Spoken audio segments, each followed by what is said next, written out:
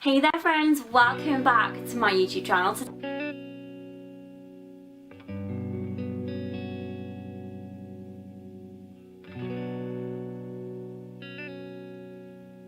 Hi everyone, welcome back to my YouTube channel. Today I've got another book review for you guys, and this time it is of Jade City by Fonda. I gave this book 3.5 out of 5 stars.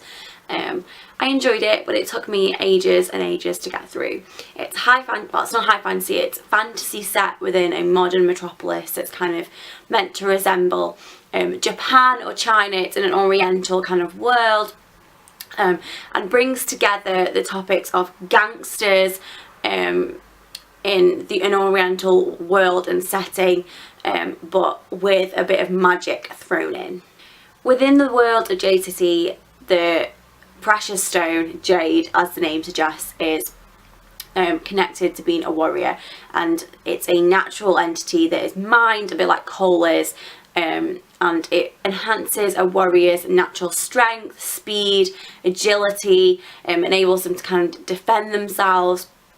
So this world has a level of magic to it. It's not kind of like Harry Potter magic. It's very different kind of magic where warriors learn to sort of use Jade, and it kind of becomes part of themselves, and it is part of who they are, and things like that. So this is in like an oriental kind of context.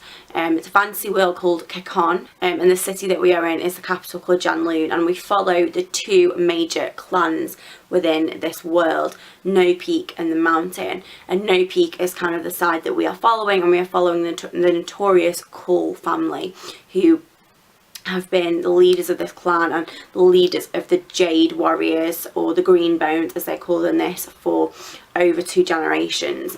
The Holl grandfather, the patriarch, was the leader of the rebellion where the island kind of escaped from external rule. There's a specific word for it, and it's kind of really gone out of my mind. What word am I looking for? So yeah, they were under like imperial rule from another country. They were a tiny small island, and the Green Bones, who are the warriors that can wield Jade and use Jade, defended the country against them 2 generations previously, and now we are following the grandchildren of the sort of the great Holl, who was the leader of that. We're following his grandchildren in a time of peace. It starts out in a time of peace, and this family is very complicated, but it's really interesting, and it's kind of look into kind of gangsters and mafia, but from a different perspective than I've ever seen it before, as normally it's kind of American or Italian kind of gangs and mafias that are portrayed, especially in sort of the TV, and this brings that world, but from an oriental perspective, into the world of fantasy and magic, and really kind of merges it really amazingly. Like Fonda builds this world in, so it's so complex, yet it doesn't feel really overwhelming to the reader, which is it just shows how great of an author Fonda is. And you kind of follow this book. She's not afraid to kill people off. She's not afraid to take twists and turns that maybe normal authors wouldn't. Kind of does a bit of a George R.R. Martin at one point, and takes the book in a whole direction that I just did not expect. And I really did enjoy this. The only reason that I gave it 3 out of 5 stars is it took me so long, because this is fantasy rather than YA fantasy. It's that bit longer. The beginning especially is that bit slower. And you have to get past the halfway point, and then it suddenly ramps up, and like everything happens, and it goes really quick.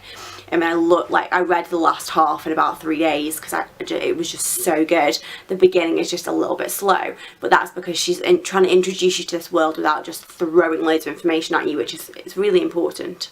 One of the things that I really enjoyed about this book was that Fonda didn't shy away from the dynamics of female and male. There is some amazing, there's only kind of really 4/5 female characters in this book, and they are all so different and so unique, and she kind of doesn't shy away from the fact that this is the man's world, and traditionally, and in this world, men are the dominant force, and for women to be in this world is very difficult, and there's only kind of they're either kind of a bit of a doormat who just kind of sits by and lets bygones be bygones, or they really get involved.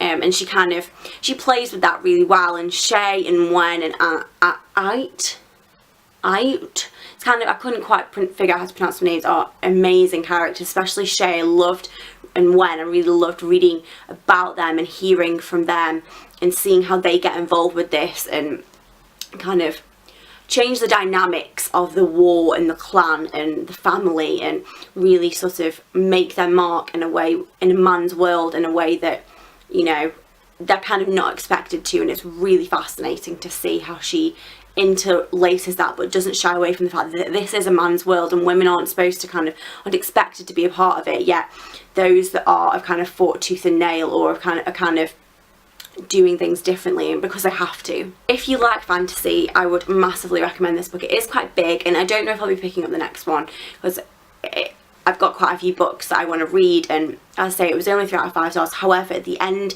half is absolutely blooming fantastic. I hugely enjoyed it, and Fonda Lee's writing is amazing, and this world is so intriguing and interesting, and the more you read, the more you figure out and you find out, and it's just, she's built it so incredibly. There is just layers upon layers upon layers of history and sort of different kind of cultures within this one world, and it's so interesting and so beautifully done.